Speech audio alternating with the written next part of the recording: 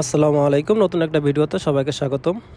তো আপনারা অনেকেই বলেন যে ভাই ওয়ার্ক পারমিট কিভাবে বের করব এবং ওয়ার্ক পারমিট বের করতে কত টাকা খরচ হয়।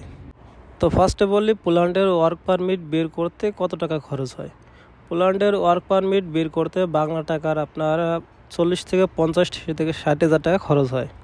তো এটা যদি আমি অ্যাপ্লাই করতে যাই তাহলে বিভিন্ন কোম্পানি আছে আপনার এই টাকাগুলো নেয়, আর কিছু কোম্পানি আছে এর থেকে আরও কম নেয়। তো আপনি যদি নিজে থেকে অ্যাপ্লাই করতে চান তাহলে আপনার জন্য ভুল হবে, কারণ আমি যদি বাংলাদেশ থেকে অ্যাপ্লাই করতে চাই তাহলে কোনো কোম্পানি আপনার ওয়ার্ক পারমিট দিবে না এবং আপনার অ্যাপ্লাই রিজেক্ট করে দেওয়ার সম্ভাবনা বেশি থাকে। তো ওয়ার্ক পারমিট বের করার জন্য আপনার যারা পরিচিত পোল্যান্ডে আছে এবং ভালো মানের কোনো এজেন্সি ধরে তারপরে আপনার ওয়ার্ক পারমিট বের করতে হবে। এবং আপনার যদি কোনো লোকের মাধ্যমে আপনি যদি কোনো লয়ার ধরে আপনি যে লোকের মাধ্যমে অ্যাপ্লাই করবেন সেই লোক তো অবশ্যই তার একটা লয়ার থাকবে, লয়ার দিয়ে সে এই ওয়ার্ক পারমিটের জন্য অ্যাপ্লাই করবে এবং লয়ার সেই কোম্পানির সাথে আগে কথা বলবে। বর্তমানে পোল্যান্ডে ভিসার জন্য বাংলাদেশিদের জন্য অনেক টাফ হয়ে গেছে, যার কারণে লয়ার আগে কোম্পানির সাথে কথা বলে, কোম্পানির সাথে কথা বলার পর তারপরে আসলে ওয়ার্ক পারমিটটা বের করে। তো এক্ষেত্রে শুধু কোম্পানির ওয়ার্ক পারমিট না, এর সাথে অনেকগুলো পেপারস দেওয়া লাগে, যেটা লয়ার কোম্পানির সাথে কথা বলে অ্যাপ্লাই করার পরে ওই পেপারস সবগুলো কোম্পানি থেকে নেয়, তারপরে আসলে আমাদেরকে দেয়। তো যার কারণে যে লয়ারটা আছে লয়ারের কিছু খরচ আছে যেগুলা দিতে হয়, যার কারণে আপনার 1 থেকে 1,20,000 টাকা এরকম চার্জ নিয়ে থাকে যে কেউ। নেওয়ার পরে আপনার যে ওয়ার্ক পারমিট বের হওয়ার সাথে আপনার যে পেপারসগুলো সবগুলো আপনার কুরিয়ারের মাধ্যমে আপনার বাংলাদেশে পাঠানো হবে। বাংলাদেশে পাঠানোর পরে আপনি ইন্ডিয়ান ভিসা করবেন, ইন্ডিয়ান ভিসা করার পরে ইন্ডিয়া যেয়ে ফাইলগুলো সাবমিট করবেন। এবং আরেকটা জিনিস হলো অনেকে আছে যে ইন্ডিয়ান ভিসা করার পর আপনি পোল্যান্ডে ফাইল জমা দেওয়ার জন্য অ্যাপয়েন্টমেন্ট ডেট পাচ্ছেন না। সেক্ষেত্রে আপনি একটা কাজ করতে পারেন, আপনার তো ইন্ডিয়ান ভিসায় সাধারণত 3 মাসের সময় দিয়ে থাকে।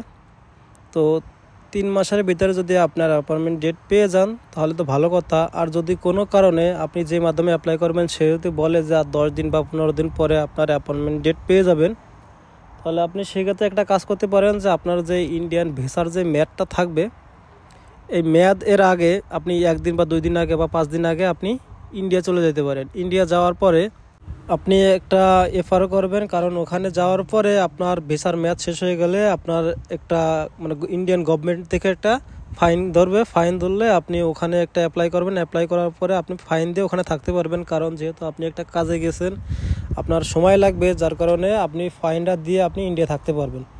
ইন্ডিয়াতেও অনেক বাংলাদেশি ভাই আছে যে ক্রোয়েশিয়ার জন্য ফাইল জমা দেয়, কারণ ক্রোয়েশিয়ার ফাইল ডেলিভারি দিতে আপনার মিনিমাম 2 থেকে 3 মাসের বেশি সময় লাগে। আর ভিসার মেয়াদ যেহেতু 3 মাস থাকে সেক্ষেত্রে আপনার ইন্ডিয়ান সরকারের যে গভর্নমেন্ট চার্জ এই চার্জটা দিয়ে আপনি থাকতে পারবেন, সেক্ষেত্রে কোনো সমস্যা হবে না, আপনি ফাইলগুলো অ্যাম্বাসিতে সাবমিট করতে পারবেন।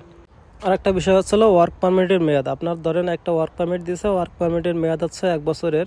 তো এক ভাই বলছে যে তার ওয়ার্ক পারমিটের মেয়াদ হচ্ছে 1 বছর, তার 3 মাস ওভার হয়ে গেছে এবং আরেকজনে তাকে বলছে যে 3 মাসের ভিতরে অ্যাপ্লাই করতে হবে, ওয়ার্ক পারমিট বের হওয়ার 3 মাসের ভিতরে এম্বাসিতে ফাইল সাবমিট করতে হবে। তো এরকম কোনো রুলস নেই। আপনার যদি ওয়ার্ক পারমিটের মেয়াদ থাকে 1 বছর, আপনি যদি অ্যাপয়েন্টমেন্ট ডেট না পান তাহলে সেক্ষেত্রে আপনি 6 মাস বা 7 মাস পরে আপনি অ্যাপ্লাই করতে পারবেন, বা আপনি অ্যাম্বাসির ডেট যেদিন পাবেন আপনার ভিসা সেই ওয়ার্ক পারমিটের মেয়াদ থাকলে আপনি ফাইল সাবমিট করতে পারবেন, সেক্ষেত্রে কোনো সমস্যা নেই।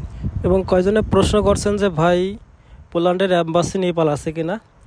না ভাই, পোল্যান্ডের অ্যাম্বাসি নেপাল নেই, কিন্তু ক্রোয়েশিয়ার জন্য যারা অ্যাপ্লাই করছেন আপনারা চাইলে ক্রোয়েশিয়ার ফাইল সাবমিট করতে আপনি নেপাল যেতে পারেন। নেপাল আপনার অ্যাম্বাসি আছে, নেপাল যে আপনারা ফাইল সাবমিট করতে পারেন, কারণ নেপালে যেতে আমাদের কোনো ভিসা লাগে না, কিন্তু পোল্যান্ড যেতে আমাদের WNT ভিসা করা লাগে। এই হয়রানি থেকে আপনি নেপাল যেতে পারেন। সেক্ষেত্রে আপনার ভিসার মেয়াদ শেষ হয়ে গেলে আপনার ইন্ডিয়া যেরকম একটা ফাইন দেওয়া লাগে আপনার নেপাল গেলেও সেরকম একটা ফাইন দেওয়া লাগতে পারে, বা লাগতে পারে বলতে গেলে লাগেই আপনার, কারণ আপনি 3 মাসের বেশি আপনার থাকা লাগবে নেপাল গেলে। ক্রোয়েশিয়ার ফাইল সাবমিট করলে আপনার পাসপোর্ট ডেলিভারি দিতে আপনার 3 মাসের বেশি সময় লাগে, যার কারণে আপনার ফাইনটা দেওয়া লাগবে। সেই ফাইনটা আপনার ভালো অঙ্কের টাকা আসবে, যেরকম আপনার 50,000 টাকার উপরে আসবে।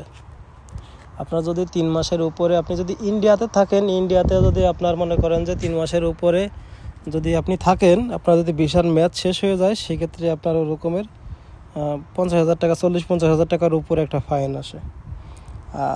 তো যাদের ভিসার মেয়াদ শেষ হয়ে যাবে, ইন্ডিয়ান ভিসার মেয়াদ শেষ হয়ে যাবে, তাদেরও যারা ইন্ডিয়ান ডাবল এন্ট্রির ভিসা অনেক টাকা দিয়ে করবেন, যেরকম 40-50,000 টাকা দিয়ে করবেন, সেক্ষেত্রে যদি ভিসার মেয়াদ শেষ হয়ে যায়, সেক্ষেত্রে আপনি ইন্ডিয়া যে আগে থাকতে পারেন এবং ফাইনটা দিলে আপনার জন্য ভালো হবে, যে এর পরবর্তীতে আপনার ভিসা করার জন্য কোনো পেইন নেওয়া লাগবে না।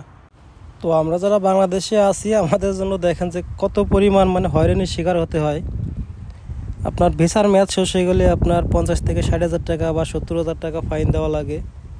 এবং আপনারা জানেন যে রোমানিয়ার অ্যাম্বাসি গেছিলো বাংলাদেশে, যখন বাংলাদেশে রোমানিয়ার অ্যাম্বাসি ছিল, আমাদের ব্যবহারের কারণে রোমানিয়ার অ্যাম্বাসি বন্ধ করতে বাধ্য হয়েছে এবং আবার ইন্ডিয়া চলে আসছে। তো আমাদের ব্যবহার ভালো, যার কারণে আমাদের দেশে অ্যাম্বাসি থাকে না। তো যাই হোক, চেষ্টা করতে হবে এবং ধৈর্য ধরতে হবে। চেষ্টা করলে এবং ধৈর্য ধরলে ইনশাআল্লাহ একদিন সফলতা আসবেই। সবাই ভালো থাকবেন, আমার জন্য দোয়া করবেন। আল্লাহ হাফেজ।